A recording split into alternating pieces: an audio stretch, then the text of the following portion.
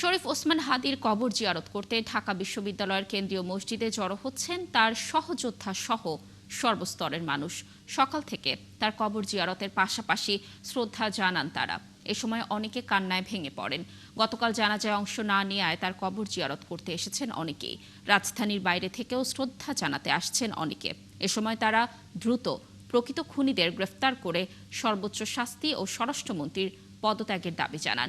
এদিকে ওসমান হাদির হত্যার ঘটনায় ব্যর্থতার দায় নিয়ে স্বরাষ্ট্র উপদেষ্টাকে পদত্যাগে ইনকিলাব মঞ্চের বেঁধে দেয়া ২৪ ঘণ্টার আলটিমেটাম শেষ হচ্ছে আজ।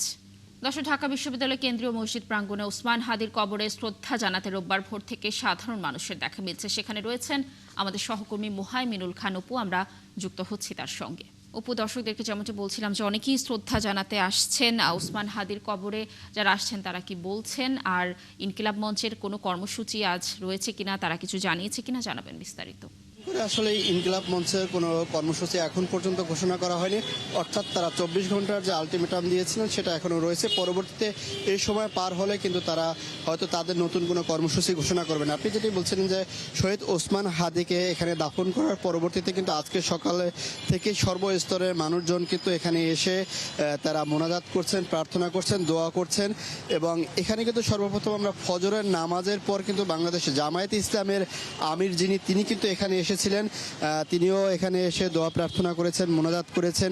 এবং অন্যান্য মানুষ যারা রয়েছেন তারাও কিন্তু এখানে আমরা সকাল থেকে তাদেরকেও কিন্তু এখানে আমরা দেখতে পেয়েছি এবং তাদের সাথে আমাদের কথা বলার সুযোগ হয়েছে। তারা যেটি বলছেন যে এত সময় পার হয়ে গেল, এখন পর্যন্ত ওসমান হাদির হত্যাকারীদের কিন্তু এখন পর্যন্ত সরকার গ্রেপ্তার করতে পারেনি। এটি বিভিন্ন রাজনৈতিক দলের নেতৃবৃন্দ যেমনি ক্ষোভ প্রকাশ করে বলছেন, তেমনি সর্বসাধারণ স্তরের যে মানুষজন রয়েছেন তারাও কিন্তু সেটি বলছেন। আসলে তারা সবাই অবাক হচ্ছেন যে অন্তর্বর্তী সরকার এখন পর্যন্ত এই হত্যাকারী এবং হত্যার নির্দেশদাতা, পরিকল্পনাকারী যারাই রয়েছে তাদেরকে কেন গ্রেপ্তার করতে পারেনি। আমরা একজনের সাথে কথা বলতে চাইবো যে আপনারা দেখেছি যে সকাল থেকে আপনারা এখানে আছেন এবং দোয়া প্রার্থনা করছেন, মোনাজাত করছেন, এখন পর্যন্ত খুনিও গ্রেপ্তার হয়নি, সব মিলিয়ে যদি বলতেন।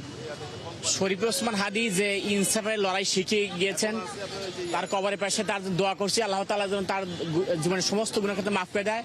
এবং শরীফ ওসমান হাদিকে যারা হত্যা করেছে তারা যেখানেই থাকুক তাদেরকে খুঁজে বের করে এর দৃষ্টান্ত শাস্তি দিতে হবে এবং এই বিষয়ে প্রশাসনকে গুরুত্বপূর্ণ ভূমিকা রাখতে হবে। আমরা শরীফ ওসমান হাদির এই হত্যার বিচার চাই। তারা যেমনটি বলছেন যে তারা আসলে এখনো সেই বিচারটি চাচ্ছেন। তারা ততক্ষণ পর্যন্ত সন্তুষ্ট হতে পারছেন না যতক্ষণ পর্যন্ত ওসমান হাদির হত্যাকারীদের গ্রেপ্তার করা না হবে। তবে আমরা যে চিত্রটি আপনারা দেখতে পাচ্ছেন যে সকাল থেকেই কিন্তু রাজধানী ঢাকার বাইরে থেকেও আমরা দূর দূরান্ত থেকেও অনেক সাধারণ মানুষ এখানে এসেছেন।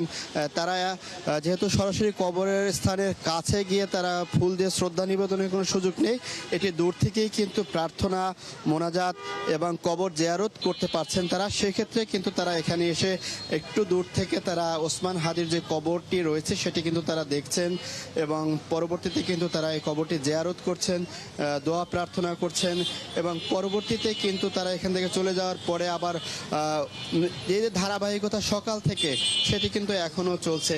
আমরা এখানে যেমনি সাধারণ মানুষদেরও দেখতে পেয়েছি, তেমনিভাবে কিন্তু রাজনীতিবিদ, ছোট ছোট দলের নেতাকর্মী তারাও কিন্তু আসছেন এবং সকালে কিন্তু জামাত ইসলামের আমিরও এসেছিলেন।